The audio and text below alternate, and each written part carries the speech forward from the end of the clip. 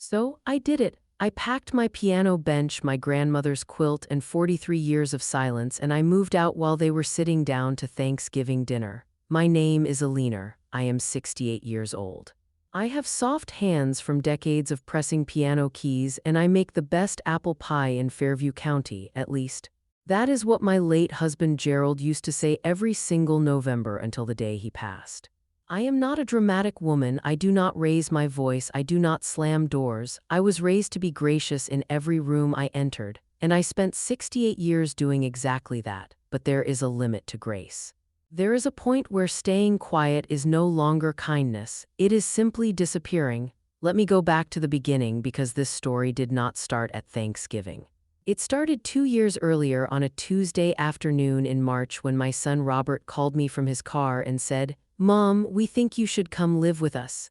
Gerald had been gone for 7 months. The house we shared for 31 years, a pale yellow colonial on Birchwood Lane with a wraparound porch and a music room I had built specifically for my Steinway upright, had become very large and very quiet. I walked from room to room some evenings and heard nothing but my own footsteps.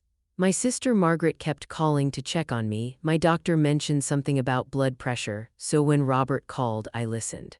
"Sandra and I have been talking," he said. "The guest suite is just sitting empty. The kids would love having you closer." "It makes sense, Mom." I asked him if he was sure. I asked him if Sandra was sure. "Absolutely," he said. "We want you there." I believed him. I had no reason not to. Robert is my only child and I raised him to be honest. He was never a dishonest boy, but people change when mortgages are involved, I suppose.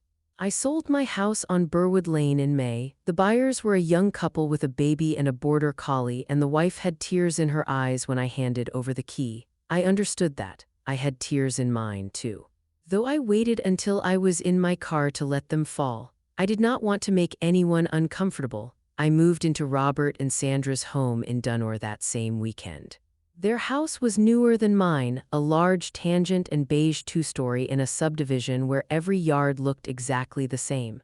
The guest suite was on the first floor next to the laundry room. It had one window that faced the fence, but it was clean and it was family, and I told myself that was enough. For the first few weeks, everything felt full of possibility. My granddaughter Lily, who was 9, came and sat on my bed every morning before school and let me braid her hair. My grandson, James, who was 12, asked me to teach him the opening of Furus on the small keyboard I had set up in the corner of my room. Because there was no other space for it. Sandra made coffee every morning and I sat at the kitchen island and drank it, and we talked about nothing in particular, the neighbors, the weather, a home renovation show she was watching. It felt in those early weeks like something real. Then slowly, without any single moment I could point to, things shifted. It began with the mornings. Sandra worked from home 3 days a week and she liked silence before 10 o'clock. I understood that. I stopped practicing before noon. Then she mentioned once gently that the keyboard sound carried into her office even with the door closed, so I started using headphones. Then she asked if I could perhaps wait until after her afternoon calls as well because sound traveled strangely in the house. I said, "Of course." I practiced from 3 to 5 when the kids were home from school and noise was not a concern of mine or apparently anyone else's. But the music shrank. I could feel it shrinking. Then came the household responsibilities, which arrived the same way, gradually, casually, as if each new task were just a natural thing that happened to fall to me. I started picking up Lily from school on Tuesdays and Thursdays because Sandra had back-to-back calls. Then it became every day. Then it became Lily and James, both with a stop at the pharmacy on the way home. Then dinner. "Mom, you always loved cooking. I figured you wouldn't mind," became my responsibility. 4 nights a week, then 5. I did not mind cooking. I genuinely did not. What I minded was never being asked. What I minded was the assumption. By September, I was waking at 7, making breakfast, getting the children ready, doing a load of laundry, picking up from school, making dinner, and cleaning the kitchen. I practiced piano for 45 minutes on the days when Sandra's schedule allowed it. I want to be fair to Robert because fairness matters to me. He worked long hours at the engineering firm, and when he came home, he was tired. He kissed my cheek at the door, ate dinner, played with the kids for 30 minutes, and fell asleep on the couch. I do not think he noticed what was happening in his own house. I do not think he noticed a great many things. Sandra noticed everything. She was not a cruel woman, let me be clear about that. She was sharp and efficient and very good at her job, and she moved through life with a certainty that I sometimes envied. She kept color-coded calendars and meal plans and a running grocery list on her phone, and she never seemed to question whether she was doing enough, which I suppose is a gift of some kind. She did not dislike me, I was simply useful. I was the variable in her household equation that made everything else work, and as long as I kept working, she did not need to examine me too closely. The piano was the first real tension. Sandra's sister Diane was coming to visit in October, and Sandra wanted to convert the small sitting room where my keyboard had migrated after the guest room became too cramped into a temporary bedroom for Diane. Reasonable, I understood.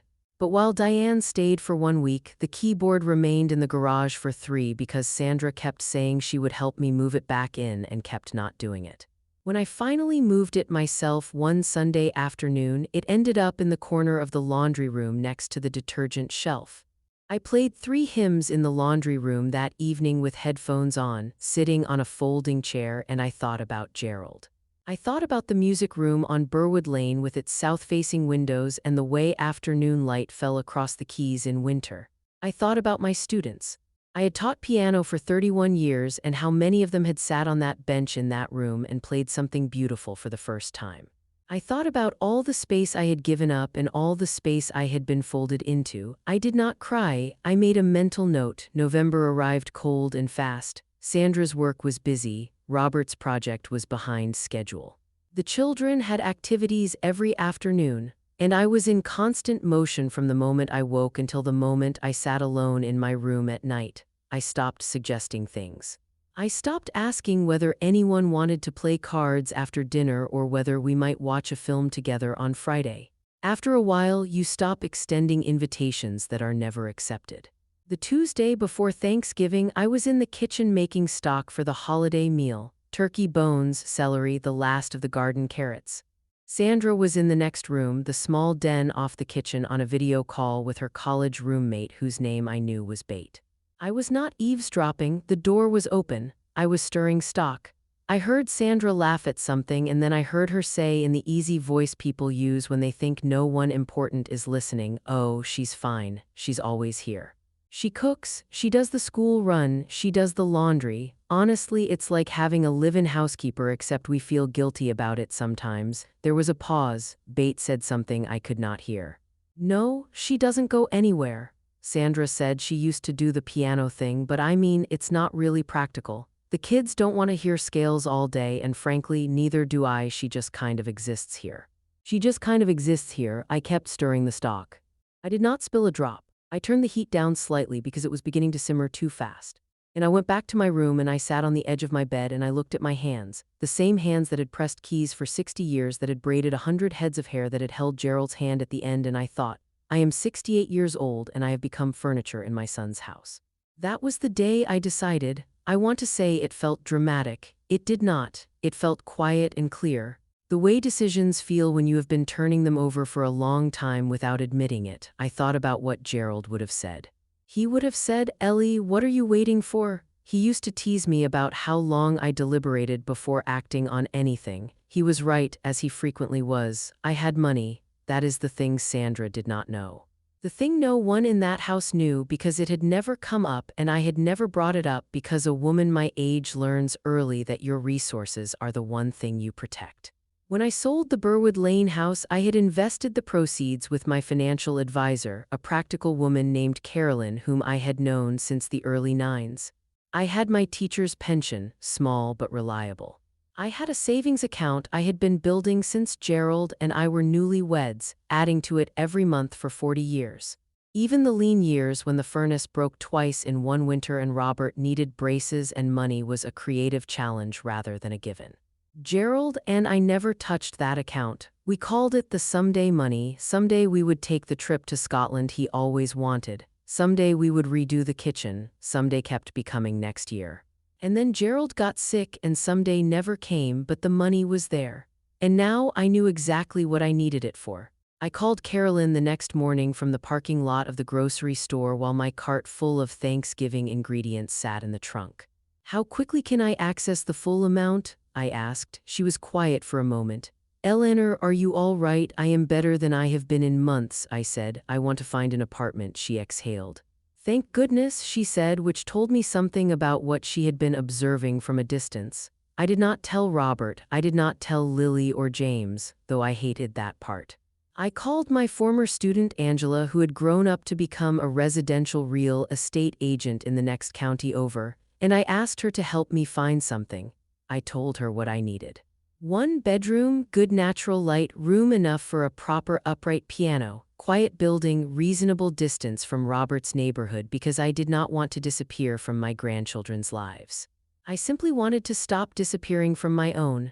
Angela found me 3 options in 2 weeks. The second one was right. I knew it the moment I walked in a 1-bedroom apartment on the 4th floor of a renovated building on Chester Street. High ceilings, 2 south-facing windows, a building policy that permitted musical instruments during daylight hours, the kind of place where a woman could breathe. I signed the lease on a Thursday afternoon while the children were in school and Sandra was on a call and Robert was at the office. The Steinway, my real piano, the upright I had sold with the Burwood Lane house, was gone. But I found a used Boston upright at a music shop in Hadley that was in excellent condition. The shop owner was a retired musician named Harold who gave me a fair price and arranged delivery. When I told him what the piano was for, he said, "Good for you." I thanked him and wrote the check and did not explain further. Moving day was Thanksgiving. I had chosen the date deliberately, and I want to be honest about that. Part of me chose it practically. Sandra and Robert were hosting her parents, her sister Diane, and 3 cousins. The house would be full, the kitchen would be chaotic, and no one would notice that I had been carrying boxes to my car for 2 days. The other part of me, the part I am less proud of and also not entirely ashamed of, chose it because I had spent 48 years hosting Thanksgiving. I had cooked 31 of them alone from scratch for Gerald and various relatives and neighbors and anyone who did not have somewhere to go. I had made this family's holiday meals for 2 years without being asked and without complaint. And I thought, let them do it once without me and see what that feels like. I had been packing in small, quiet increments for 3 weeks. A box of books here, a bag of winter clothes there, my grandmother's quilt folded into a suitcase, my framed photographs, the small silver clock Gerald gave me on our 30th anniversary. Each thing I moved felt like reclaiming a piece of myself I had not fully realized I had left behind. On Thanksgiving morning, I woke at 6. I made coffee and sat at the kitchen table for the last time in the early quiet before anyone was up. And I looked around that kitchen, the carefully organized cabinets I had reorganized in July, the spice rack I had alphabetized, the window box I had planted with herbs in September that were still alive in November because I watered them every morning. I had made this kitchen work. I had kept this house running without a title, without a thank you, without anyone noticing it was happening. I left a card on the kitchen counter. I had thought hard about what to write, and in the end, I kept it simple. I wrote, "Robert, I love you. I will always be your mother, but I need to be myself again, and I can only do that in my own space. The children's schedules are on the refrigerator. The green beans need to be started by noon or they won't be ready in time. Call me when you're ready to talk. Mom," I addressed a separate envelope to Lily and James. I told them I loved them more than anything on this earth, that I was moving to a new place nearby, and that they were welcome anytime they wanted to come play piano with me or eat apple pie or simply sit. I told them this was not a sad thing, even though it might feel that way. I told them that people who love each other can live in different houses and still love each other just the same. I taped that envelope to James' bedroom door where I knew he would find it. At 8:15, I loaded the last bag into my car, my keyboard still in the laundry room I left behind. Let them keep it. I had a real piano waiting for me on Chester Street.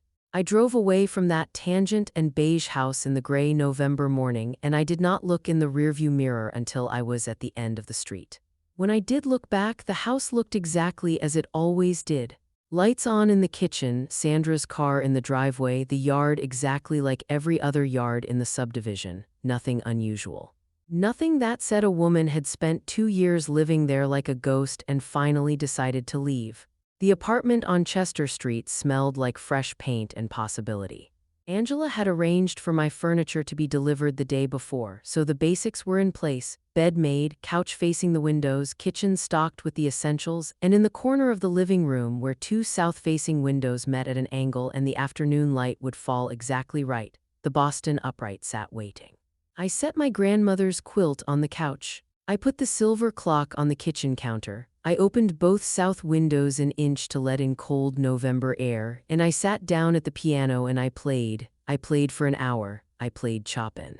And I played Gershwin, and I played the hymn Gerald always requested on Sunday mornings. And I played scales, long, careful, patient scales, because scales are not boring to someone who loves an instrument. They are the sound of a musician returning to herself. My phone lit up at 12:43. Robert, I let it ring. It rang again at 1:15, then Sandra, then Robert again twice. Then a number I didn't recognize that I later learned was Sandra's mother's cell phone. Then Robert 4 more times between 2 and 4. I counted 11 calls before 5 o'clock. At 5:17, Robert sent a text. It said, "Mom, where are you? We're worried. Please call." At 6, I called him back. I had eaten a bowl of soup by then, standing at my kitchen window looking out at Chester Street, watching the light change. I felt calm. I felt more like myself than I had in 2 years. He answered on the first ring. "Mom, what happened? Where are you? We came downstairs and your room is empty." "We didn't." "Sandra is Robert," I said. "I'm fine. I'm at my new apartment." Silence. "You're what?" "I've rented an apartment on Chester Street. I've been planning it for several weeks. I'm perfectly well and I'm very comfortable." "Mom, it's Thanksgiving. You left on Thanksgiving." Without saying anything, I thought about the card on the kitchen counter. I left a note. I said a note. "Mom, we had 14 people here. Sandra had to. We didn't have enough food. There was nobody made the green beans." I almost smiled at that, almost. The instructions were in the card. I said, "Why didn't you talk to me? If something was wrong, you should have told me." I was quiet for a moment because I wanted to get this part right. I had thought about it for weeks. I said, "Robert, I did not talk to you because nothing dramatic happened. No one was cruel to me. No one screamed at me or locked me out. I was simply asked to be less than I am little by little for 2 years until I realized I had become a function in your household instead of a person. And I am too old and too tired and frankly too capable to accept that." He was quiet for a long time. I could hear voices in the background, the sound of plates, someone's child asking a question, the piano. He finally said his voice had changed. "The laundry room, among other things," I said. He exhaled. And in that exhale, I heard my son, the boy who used to fall asleep in the car and who cried at every single movie involving a dog, and who called me every Sunday for the first 2 years after Gerald died, used to talk. He was still in there underneath the mortgage and the long hours and the organized life his wife maintained. "I'm sorry, Mom," he said, and he meant it. I could tell. "I know," I said. "I know you are." We talked for another 40 minutes. He asked to come see the apartment. I told him the day after Thanksgiving was fine. He asked if I wanted him to bring Lily and James, and I said, "Yes, absolutely yes, bring the children. I have apple pie ingredients and a piano that needs to be introduced properly." Sandra and I spoke 4 days later. It was her who called, which surprised me and which made me respect her more than I had in a long time. She did not apologize for specific things. That is not Sandra's way, but she said, "I think I stopped seeing you as a guest and started seeing you as a resource, and that was wrong. I'm sorry it took me too long to realize it." It was not a perfect apology, it was an honest one, and I have found that honest apologies are rarer and more valuable than perfect ones. I told her I appreciated it. I told her I would not be returning to their house and that I hoped she understood it was not punishment. It was simply what I needed. She said she understood. I believe she did. Lily and James came on Black Friday afternoon with Robert, and Lily walked into my apartment and immediately went to the piano like a small magnet drawn north. She pressed middle C with one finger and looked up at me with wide eyes. "Is this yours?" she asked. "It is," I said, "and so is every Friday afternoon if you want it." She sat down on the bench, my bench, the one I brought from storage, the one with the red velvet seat that Gerald had reupholstered for me as an anniversary gift 20 years ago. And she put both hands on the keys and looked at them like they were something she had been waiting to see. James stood in the doorway eating apple pie out of a bowl and watching his sister. And Robert stood beside me and I poured coffee and Chester Street held the last of the November light in both windows. That was 7 months ago. I will tell you what my life looks like now because I think that matters. I think the ending matters. I practice piano for 3 hours every day. In the morning, I play from a book of jazz standards that Harold at the music shop recommended. In the afternoon, I work on the Chopin nocturnes I had been meaning to learn for 15 years and never had the quiet to approach. On Friday afternoons, Lily comes and I teach her, and she is earnest and impatient, the way good students always are. And sometimes James comes and eats whatever I have baked and listens with his headphones around his neck like a teenager who does not want to admit he is listening. I joined a book club at the public library on Wednesdays. I started walking 2 miles each morning along the river path 2 blocks from my building. I had lunch with my sister Margaret in April and she said I looked better than I had in years. I told her about the apartment and the piano and she raised her coffee mug and said to Chester Street, "We klinked. I cook for myself now and only for myself except when I choose to cook for others." That distinction, the choosing, is the thing that makes the difference. Robert and I have dinner together every other Sunday. Sometimes Sandra comes and it is not uncomfortable and sometimes she does not. And that is fine too. We are finding our way back to something not what we were before, because that was never entirely real, but to something more honest. I think that is better. My room does not smell like a nursing home. I do not own a single chipped mug. My windows face south and in the morning the light comes in clean and long across the piano keys and I sit down and I play and the music is entirely mine. I want to say one thing before I finish because I believe it is the reason any of us are here listening to this story. There is a particular kind of silence that older women learn, a silence built from years of being told in small and large ways to take up less space, to need less, to be grateful for what we are given. I learned that silence. I practiced it for decades the same way I practiced scales patiently daily until it became second nature. But silence is not the same as acceptance, and gratitude is not the same as surrender. I was not a woman who had been abandoned or abused. I was a woman who had been made invisible, which is perhaps more insidious because it is harder to name. No one could have pointed to a single moment and said, "That was wrong."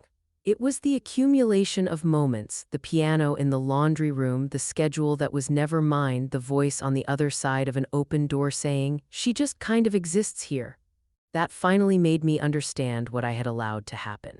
I was 68 years old and I had a piano and a pension and 40 years of savings and a former student who sold real estate. I had every resource I needed. I had simply been waiting for permission from someone who was never going to give it. You do not need permission. That is what I want you to hear. You have worked your whole life. You have given what you had to give. You have loved people imperfectly and been loved imperfectly and kept going anyway because that is what love looks like over a long time.